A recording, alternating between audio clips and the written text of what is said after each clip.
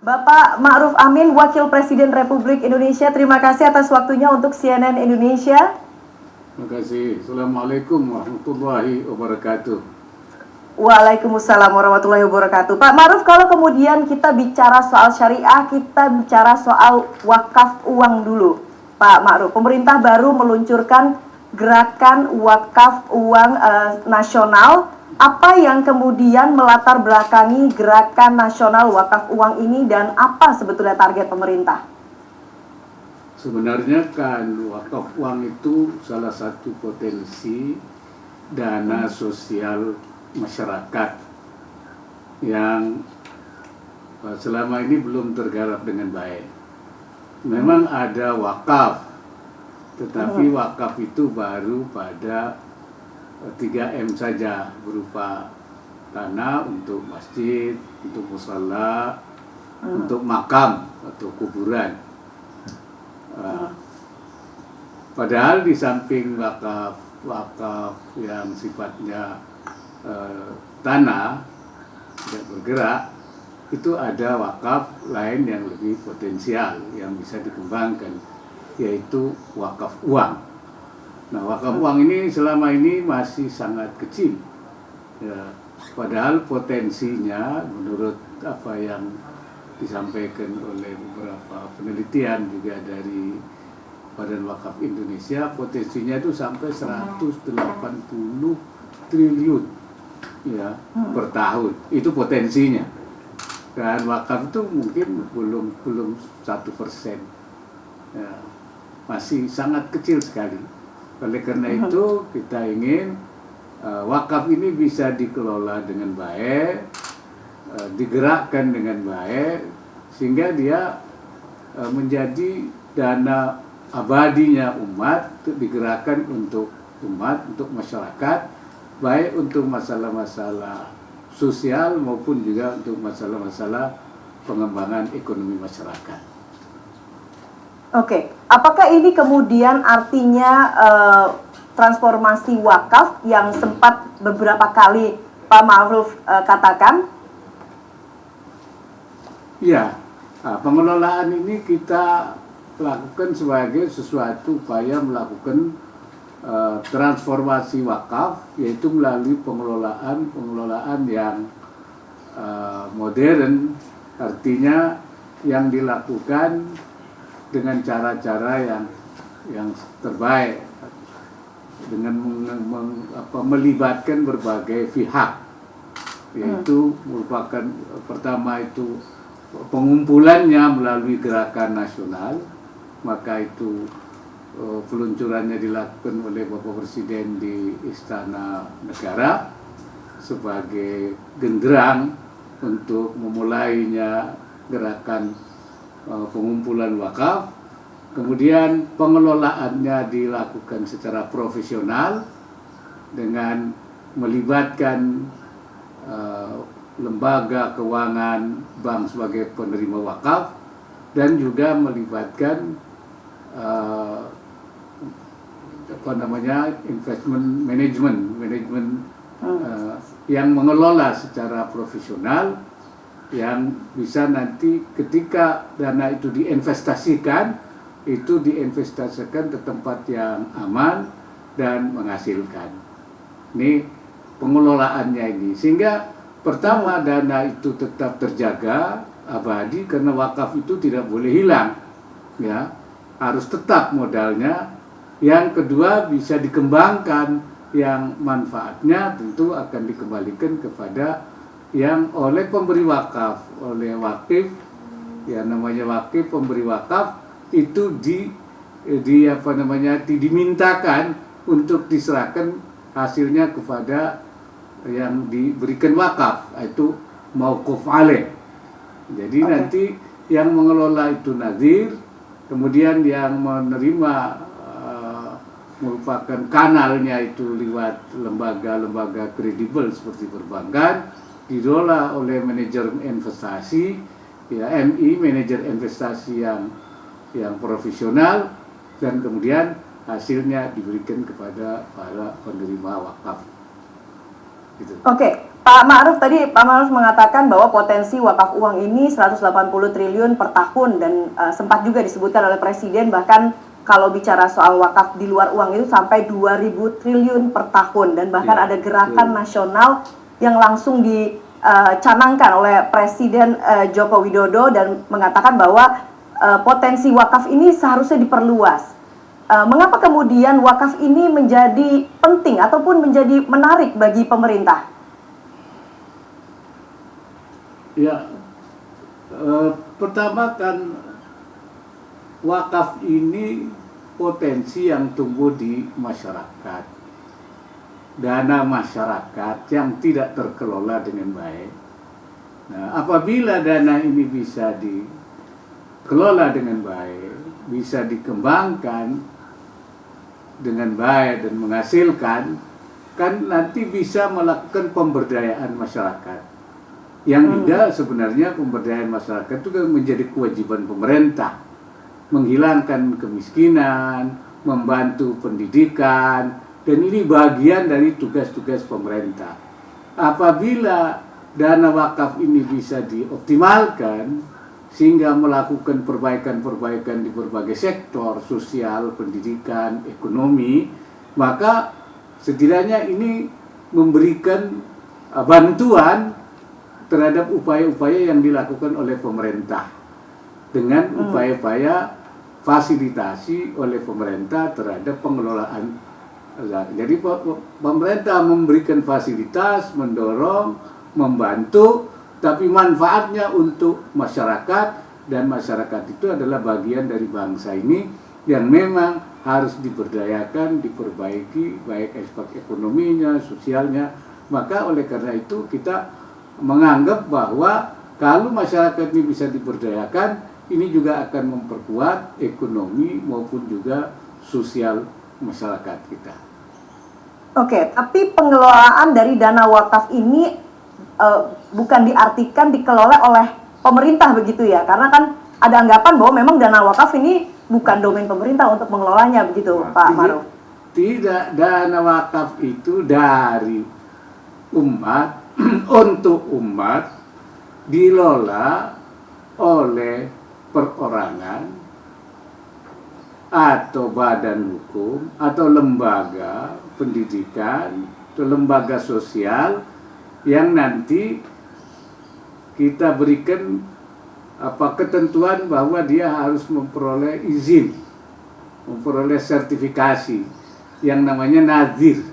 Jadi nazir itu, nah pemerintah ini hanya memfasilitasi, mendorong dan menggerakkan ya supaya seperti tadi saya katakan, supaya wakaf ini bisa terkumpul dengan banyak, dengan besar, sesuai dengan potensi atau mendekati potensinya, kemudian dilola secara profesional, tetapi nanti dikembalikan kepada si penerima wakaf, yaitu pengelola wakaf namanya nazir.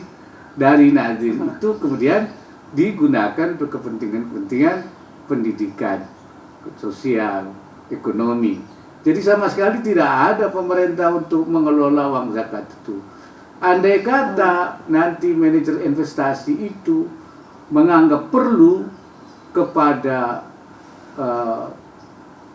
proyek-proyek investasi yang memang aman dan menguntungkan, itu bisa saja misalnya proyek-proyek pemerintah, proyek-proyek swasta, tapi yang aman.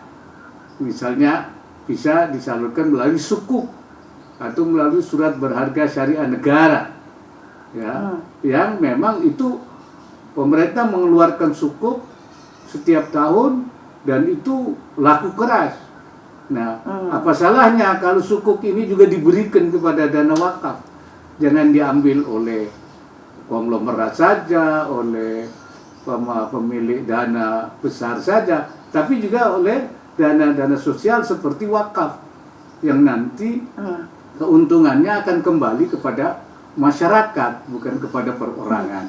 Tapi dalam kaitan sebagai investor, ya di sini dana wakaf sebagai dana investor yang kemudian hasilnya dan modalnya kembali untuk dilola selanjutnya sebagai dana abadi masyarakat.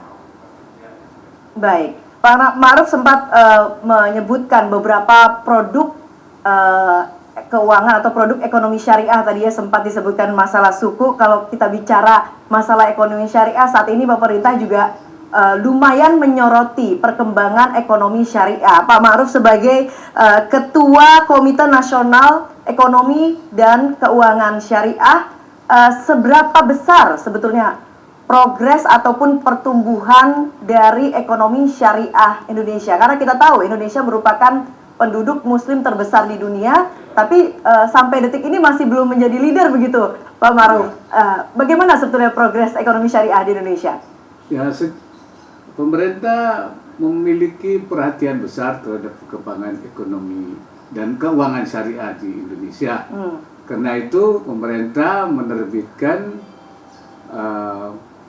Perpres nomor 28 tahun 2020. Ya, pertama itu membentuk lembaga yang untuk mengembangkan ekonomi syariah itu, yaitu Komite Nasional Ekonomi dan Keuangan Syariah, KNEKS. Yang dulu ada KNKS. Jadi ekonomi merupakan perluasan. Yang kedua itu fokusnya juga diperluas. Yang semula hanya keuangan saja itu menjadi 4 fokus, yaitu industri halal, produk halal, industri keuangan syariah, kemudian sosial, dana sosial syariah, kemudian juga bisnis syariah. Karena ini potensinya besar, maka kita coba mengembangkan 4 itu. Kenapa industri halal harus kita kembangkan? Sebab potensi kita besar. Ya, kita belum punya, kita baru menjadi konsumen terbesar, belum menjadi produsen terbesar. Padahal potensi kita besar, baik untuk domestik, ya, maupun juga untuk global. Jadi kita bisa sekarang ini justru produk halal terbesar itu lahir dari negara bukan mayoritas muslim, yaitu Brazil.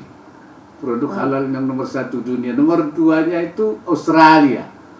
Nah, karena potensi daripada pasar produk halal ini besar sekali, untuk kita domestik saja besar, apalagi juga global. Dan permintaan tiap tahun juga makin besar. Karena itu kita kembangkan. Nah, salah satu yang kita lagi dorong itu yaitu pengembangan kawasan industri halal di beberapa daerah, dan sekarang sudah ada. Kemudian juga akan terus kita kembangkan dan kita tumbuhkan juga produsen-produsen halal. Kemudian yang kedua, industri keuangan syariah. Kita kembangkan baik yang skala besar maupun yang skala kecil. Salah satunya sekarang yaitu merger 3 bank syariah. Himbara, Mandiri Syariah, BRI Syariah, BNI Syariah, kita satukan menjadi Bank Syariah Indonesia, BSI, yang lebih dari 200 triliun asetnya. Kemudian juga kita harapkan ini menjadi bank besar, bahkan kita menjadi 10 bank besar di dunia. Dan kalau Presiden inginnya ini menjadi bank syariah terbesar di dunia, ya, ini supaya kita tidak hanya melayani yang transaksi kecil, tapi juga transaksi besar, bukan saja nasional, bahkan juga global. Ini peran kita. Kemudian juga, dan kebetulan kita ekonomi syariah kita dari waktu ke waktu semakin baik rankingnya. Sekarang ini di ranking terakhir ke-4 dunia. Dari semula 10, 5, sekarang sudah di 4. Nah, kita harapkan ke depan menjadi ranking pertama. Nah, dana sosial ini tidak kurang pentingnya, terutama zakat dan wakaf. Nah, wakaf ini merupakan dana sosial besar yang belum kita garap secara maksimal. Karena itu kalau ini juga dikembangkan, dia menjadi dana masyarakat yang besar.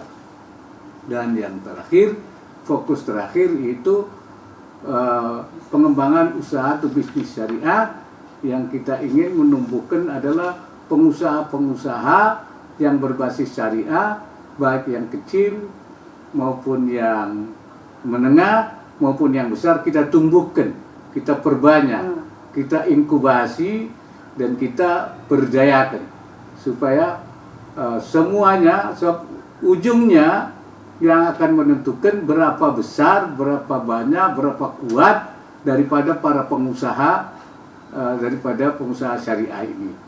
Sebab semua instrumen-instrumen yang kita siapkan itu tentu tidak akan berkembang kalau tidak ada pengusahanya. Oleh karena itu ekosistem ekonomi syariah yang kita bangun menjadi 4, fokus, dan juga nanti ada turunan-turunannya, itu menjadi ekosistem yang akan kita kembangkan dan kita harapkan nanti akan memperkuat ekonomi nasional kita pada akhirnya. Baik, Pak Ma'ruf, seberapa besar sebetulnya potensi pengembangan ekonomi syariah ini?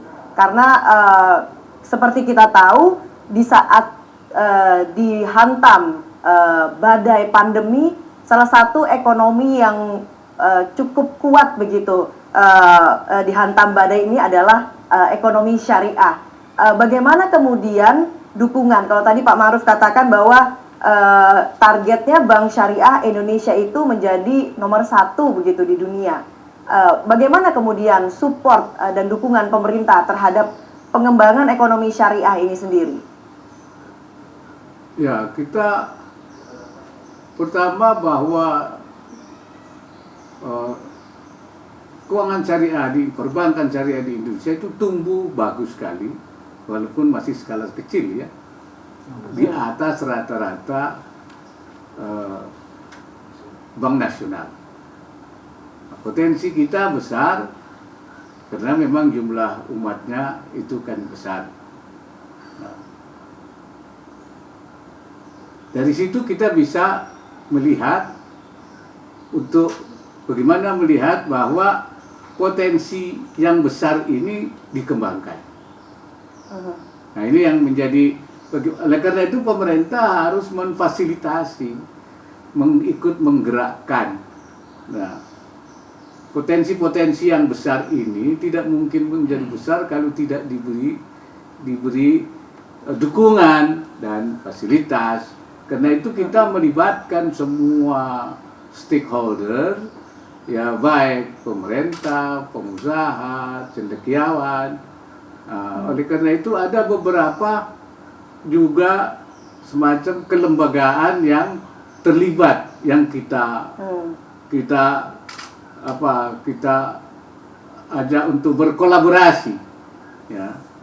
Salah satunya itu KNEKS sendiri sebagai lembaga yang dibentuk oleh pemerintah yang juga mengikut sertakan semua menteri yang ada di dalamnya yang terkait, baik dalam Menteri Keuangan, Menteri Keindustrian, Menteri BUMN, ya. Ini semua di tenaga kerja, Menteri Koperasi, UKM, karena ini berkait dengan semua itu. Kemudian ada juga namanya Masyarakat Ekonomi Syariah MES, yang kebetulan kebutuhannya juga Menteri BUMN, ya, Erick Thohir. Nah, ini masyarakat ini juga banyak mengikut sertakan kelompok-kelompok usaha, kemudian juga para pegiat ekonomi syariah. Kemudian ada Ikatan Ahli Ekonomi Islam, IAEI. Nah, di sana banyak pakar, banyak tokoh-tokoh pendidikan, ya, para scholar ada semua. Kemudian yang keempat adalah Dewan Syariah Nasional sebagai otoritas fatwa dari Majelis Ulama Indonesia. Itu lembaga-lembaga ini kita satukan untuk berkolaborasi menyusun langkah-langkah sesuai dengan apa yang sudah kita rumuskan sebagai satu ekosistem pengembangan ekonomi syariah dari lembaga-lembaga ini. Dan kita harapkan dengan kolaborasi kerja dari berbagai kelembagaan ini yang juga disponsori atau difasilitasi oleh pemerintah, ini akan bisa mendorong semakin berkembangnya apa yang sudah ada dengan Bank Syariah Indonesia yang di merger kemudian juga lembaga-lembaga keuangan mikronya, baik bank wakaf maupun bank BMT maupun juga koperasi-koperasi syariah.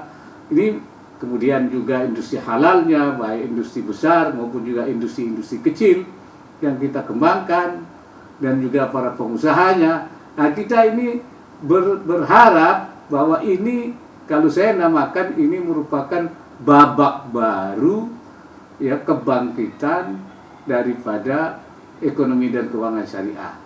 Jadi saya menganggap bahwa sejak keluarnya Perpres itu kita sedang melakukan take off.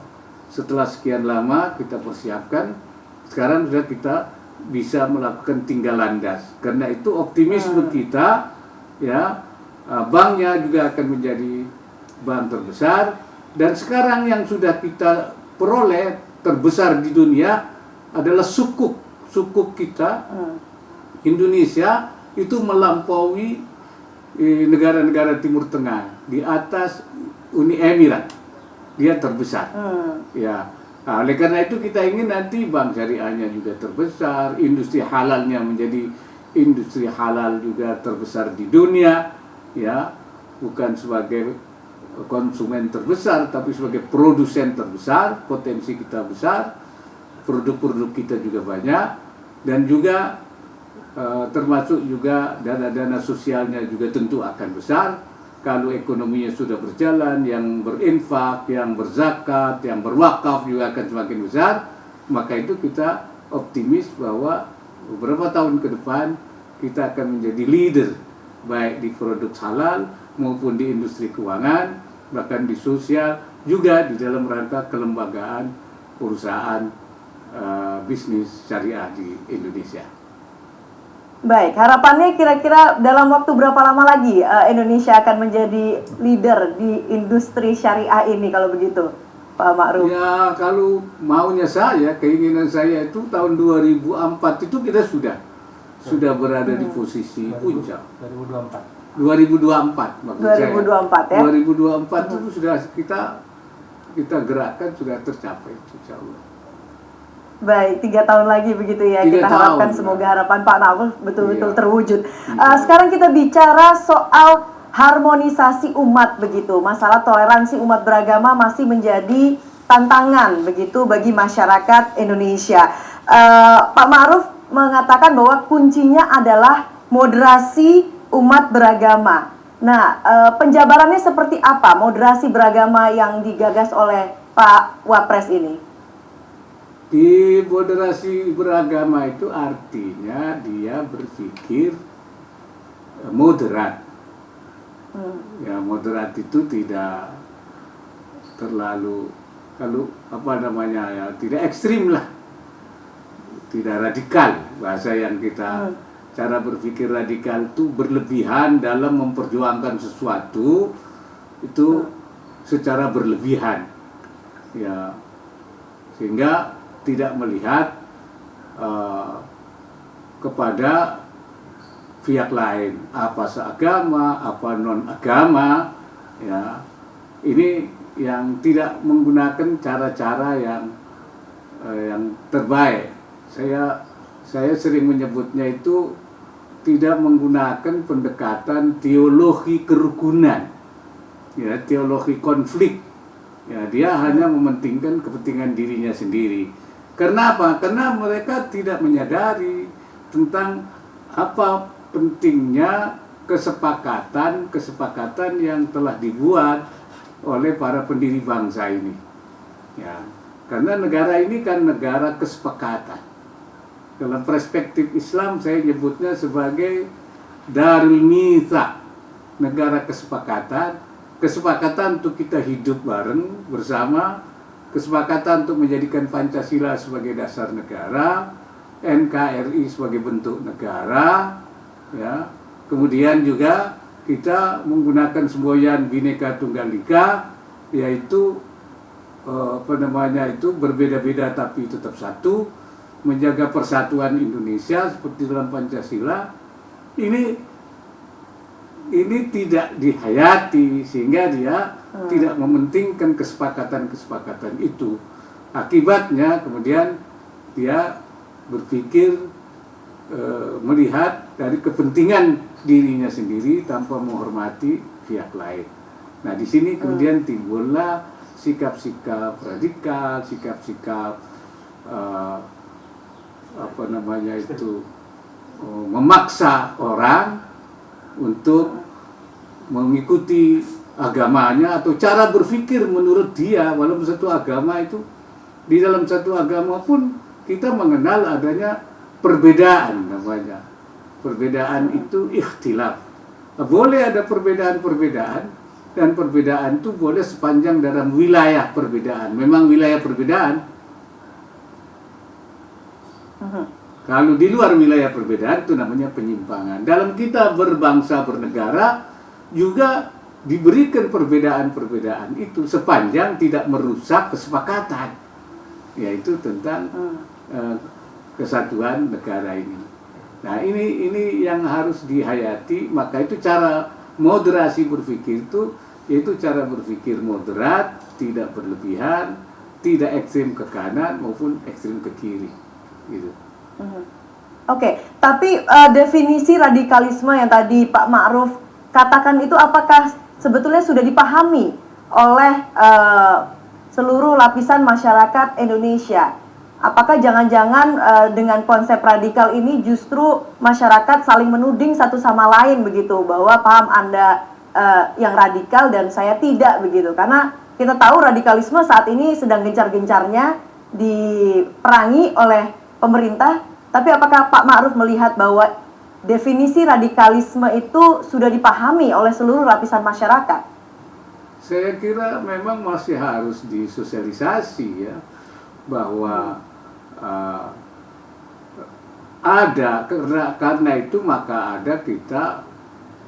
ada lembaganya ya, ada lembaganya untuk melakukan upaya-upaya daripada radikalisme itu, terutama yang kita sebut radikal terorisme ya. Radikal terorisme, radikal yang menuju kepada terorisme ya. Ini yang definisi yang kita pakai sebenarnya itu radikal terorisme, ingin mengubah negara ini dengan cara kekerasan. Nah, ini yang harus baik dari kanan maupun dari kiri, baik berpaham agama maupun juga berpaham kedaerahan ya, atau juga sekuler ya, agama yang radikal atau paham sekuler yang radikal, atau paham chauvinisme ya, kedaerahan yang radikal. Akhirnya untuk mengubah dasar negara atau mengubah negara kesatuan, ini radikal tentu saja. Maka itu ada BNPT ya, Badan Nasional Penanggulangan Terorisme, yang salah satunya itu juga programnya adalah kontra radikalisme, kontra radikal terorisme. Karena memang ini ada, walaupun menurut saya tidak besar, tapi bagaimanapun tidak besarnya potensi yang sesuatu yang bisa mengancam itu, walaupun kecil, itu harus diantisipasi. Jadi kalau kita menggalakkan ini, itu menggerakkan ini, mengkampanyekan ini supaya tidak besar. Kalau sudah besar kan sulit. Nah, karena itu jangan sampai ini tumbuh. Ya, potensinya ada, tapi jangan sampai besar. Itu barangkali. Baik. Jadi menurut Pak Ma'ruf, radikalisme itu sebetulnya ancaman yang ada, nyata, tapi sebetulnya tidak sebesar itu begitu. Ya, menurut saya tidak terlalu besar ya, tetapi kalau dibiarkan dia akan menjadi ancaman yang sangat besar dan berbahaya. Sebab sesuatu yang tadinya kecil kalau dibiarkan menjadi besar. Oleh karena itu seluruh masyarakat, pemerintah dan masyarakat semua harus punya semangat yang sama, kesepakatan yang sama untuk tidak membiarkan berkembangnya paham radikalisme itu berbahaya. Ya, supaya kerukunan kita terjaga, keutuhan bangsa terjaga, ya, persatuan Indonesia terjaga, stabilitas nasional juga terjaga. Ini ancaman itu kan ada. Baik.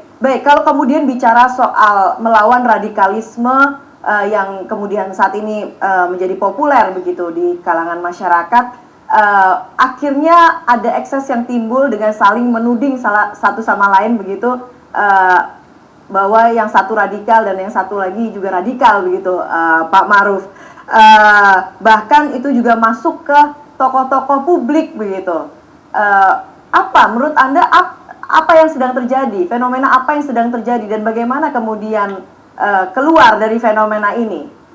Ya, saya kira mungkin pemahaman radikalisme itu kemudian menjadi confused ya, dengan sikap-sikap lain yang sebenarnya misalnya sikap kritis lah. Nah, itu kemudian ketika orang bersikap kritis, kemudian mengkritik pemerintah, kemudian dianggap juga sebagai tindakan radikal.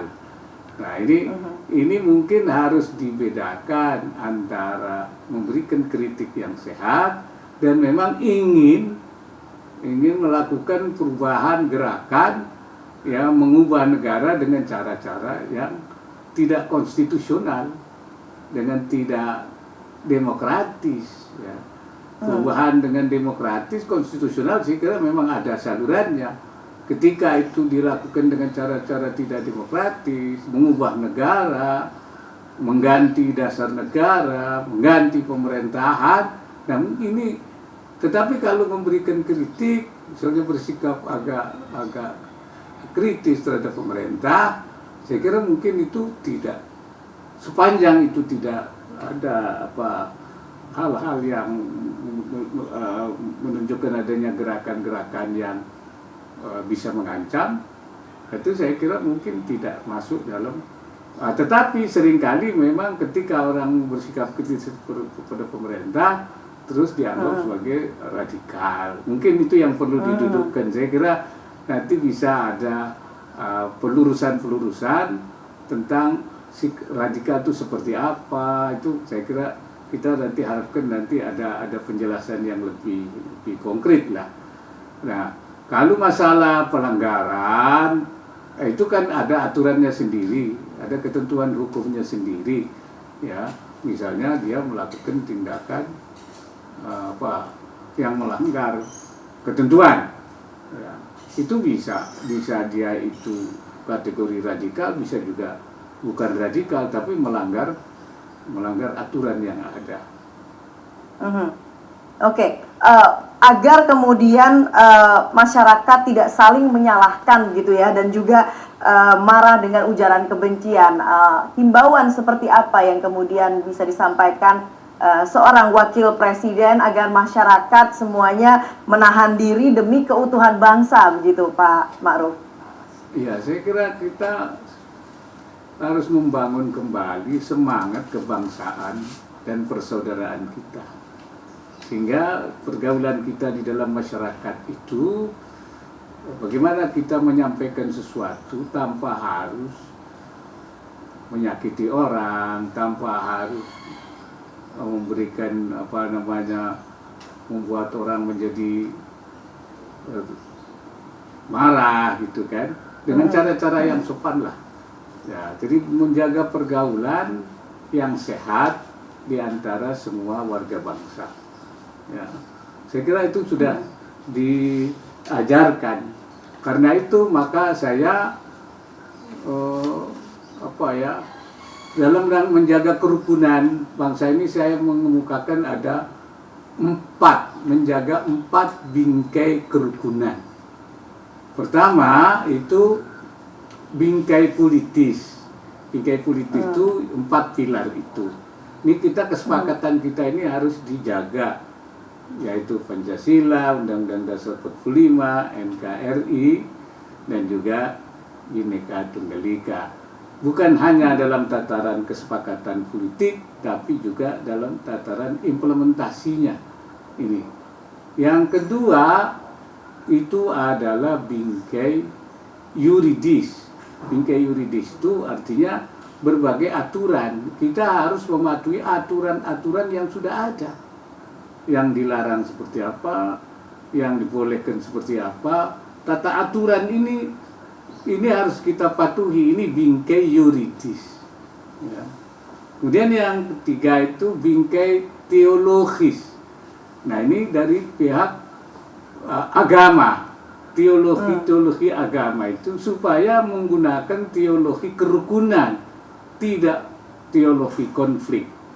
Oleh karena itu di dalam menyampaikan dakwanya, menyampaikan misi pesan agamanya, itu harus menggunakan narasi kerukunan. Jangan narasi persaudaraan, jangan narasi kebencian dan permusuhan dan narasi konflik. Nah, ini kalau itu disampaikan, saya kira tidak akan terjadi. Kemudian yang keempat itu yaitu bingkai sosiologis. Bingkai sosiologis itu bingkai ya local wisdom. Indonesia ini banyak istilah-istilah kebijakan local wisdom yang sebenarnya mengandung upaya-upaya untuk melakukan kerukunan.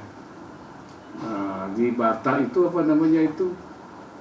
tinggal tunggu tapi satu, notolu iya. Kemudian ada rumah betang di Kalimantan Tengah, ada juga pela gandong ya di Ambon. Artinya kita walaupun kita di Sulawesi Utara orang bersaudara semua, local wisdom ini harus dihidupkan di dalam rangka kita menjaga kerukunan itu. Nah, kalau 4 bingkai ini bisa kita kuatkan, saya kira insya Allah menurut saya kebencian, kemudian juga cara-cara yang mengakibatkan terjadinya konflik itu bisa dihindari tanpa harus kehilangan urgensi kita bersikap kritis yang memang di dalam Presiden sendiri mengatakan ya silakan, bahkan Presiden minta supaya disampaikan kritik-kritik yang konstruktif itu, ya, yang dapat memperbaiki keadaan, apa yang kurang, apa yang belum baik itu memang perlu disampaikan oleh masyarakat. Artinya pemerintah siap begitu ya untuk menerima kritik apapun yang akan disampaikan oleh masyarakat. Oke, Pak Ma'ruf, kalau tadi Pak Ma'ruf katakan ada 4 bingkai begitu ya, kita bicara soal bingkai teologis. Kita tahu kalau kita bicara Indonesia tentunya mayoritas masyarakat Indonesia beragama Muslim. Dalam agama Islam tentunya diajarkan tentang toleransi. Tapi kemudian ada stigma tidak toleran ini disematkan justru terhadap umat Islam sampai kemudian menimbulkan istilah Islamofobia. Apa yang menurut Anda menyebabkan hal ini, Pak Ma'ruf? Ini kan seperti saya katakan tadi, ada keinginan untuk menyampaikan dakwah itu yang berlebihan. Ya. Padahal kita dalam konteks kenegaraan ini punya kesepakatan. Oleh karena itu, di dalam kita berdakwah itu harus berdiri di atas dasar kesepakatan nasional itu. Ya. Maka saya bilang orang Islam itu harus menjadi Islam yang kafah, yang utuh, tapi ma'al mitsaq, bersama itu juga dengan kesepakatan, di atas landasan kesepakatan. Nah, kita berbeda mungkin di negara lain yang memang kesepakatannya juga lain. Pasti di semua negara pun kalau majemuk seperti Indonesia, pasti ada kesepakatan nasionalnya, sehingga tidak terjadi konflik. Tapi kalau tidak menyepakati tidak ada kesepakatan nasional, ya itu pasti akan terjadi konflik. Nah, kita punya kesepakatan nasional, Al-Mitsaq Al-Watani itu, yaitu tadi Pancasila, Undang Dasar 45, Bhinneka Tunggal Ika, NKRI. Nah, ini hal-hal yang tidak boleh disentuh, sebab ini merupakan bagian dari kesepakatan. Karena itu, di dalam kita umat Islam menyampaikan dakwah, melakukan upaya-upaya penyebaran agamanya, atau juga dalam rangka melakukan penguatan agamanya, harus dalam koridor kesepakatan itu. Nah, memang ada, tetapi tidak banyak. Kalau umat Islam bilang itu radikal, saya kira itu tidak betul. Ada satu dua kelompok kecil yang saya katakan ya bersikap seperti itu. Nah, bahwa itu stigmatis tentang Islam radikal ini memang ada, tapi itu dari kelompok yang Islamofobia, yang orang yang takut sekali kepada Islam itu, sehingga dia menganggap Islam sebagai, oleh karena itu mengeneralisir Islam sebagai sesuatu yang radikal. Ini juga satu kesalahan, menstigma itu, bahwa itu ada, iya, tapi bukan dalam pengertian yang kita sudah sepakat bahwa Islam yang kita kembangkan itu Islam yang wasatiyah, Islam yang moderat, bukan Islam yang radikal. Yang radikal itu Islam yang justru keluar dari garis yang benar, yang wasati itu. Dan kita di Indonesia, mainstream kita adalah yaitu Islam moderat. Jadi ada dua kelompok yang memang itu harus diluruskan. Dan itu saya kira tidak mengubah dan tidak boleh menjadikan stigma tentang Islam. Tapi Islam tetap rahmatan lil alamin. Itu saya kira bunyi yang sudah kita sepakati dan semua orang tahu. Baik, jadi kata kuncinya adalah moderasi dan kesepakatan, begitu ya, Pak Ma'ruf. Terakhir Pak Ma'ruf, kalau kemudian kita bicara kondisi terkini, menurut Bapak bagaimana, kalau tadi katanya kata kuncinya adalah moderasi dan kesepakatan, bagaimana kesepakatan yang ideal begitu antara pemerintah dan juga masyarakat dalam menghadapi badai yang saat ini kita hadapi bersama, badai pandemi, kemudian gejolak ekonomi akibat pandemi, lalu juga masalah radikal dan intoleransi, agar masyarakat Indonesia bisa selamat melewati badai ini? Pertama, saya seperti katakan, kita kembali kepada kesepakatan kita, bingkai-bingkai yang harus kita jaga. Tadi bingkai politisnya, jangan sampai kita menyimpang dari kesepakatan bingkai politis ini, 4 pilar itu tidak boleh. Yang kedua, kita punya aturan-aturan yang memang ketentuan-ketentuan, aturan perundang-undangan yang apabila ada hal-hal yang kita tidak setuju, itu sebaiknya ya kita lakukan perubahan-perubahan.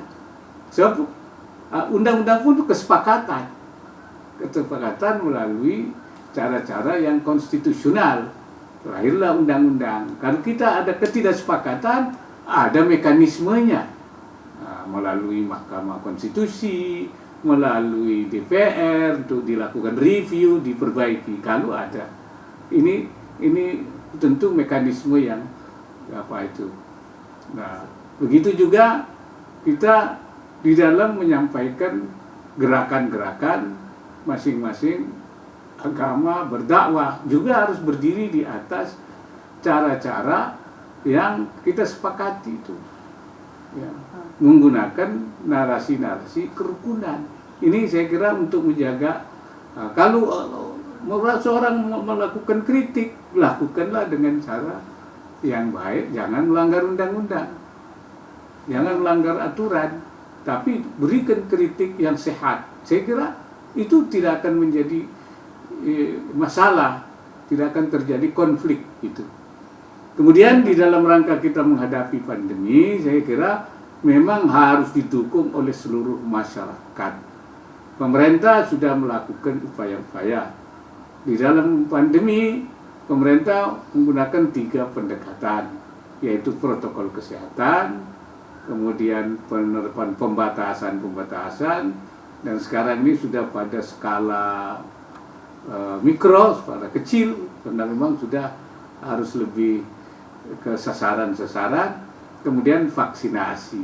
Nah ini saya kira semua harus mendukung upaya-upaya ini.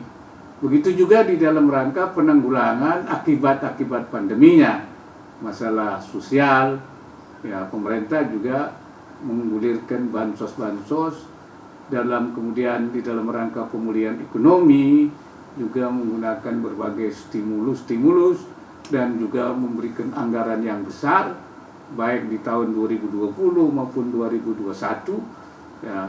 Karena itu perlu ada dukungan seluruh elemen bangsa ya untuk bisa mempercepat proses ini, kepatuhan masyarakat ya, supaya masyarakat lebih patuh pada protokol kesehatan, pada 3M, 3T, ya, kemudian juga pembatasan.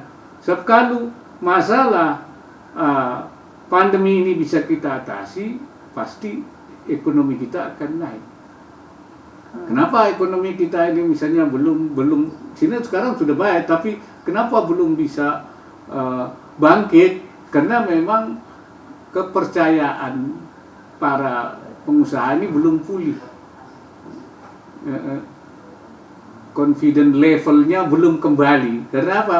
Masih ada pandemi. Oleh karena itu pandeminya ini yang harus kita selesaikan dan ekonominya nanti akan naik. Ini harus didukung oleh semua pihak.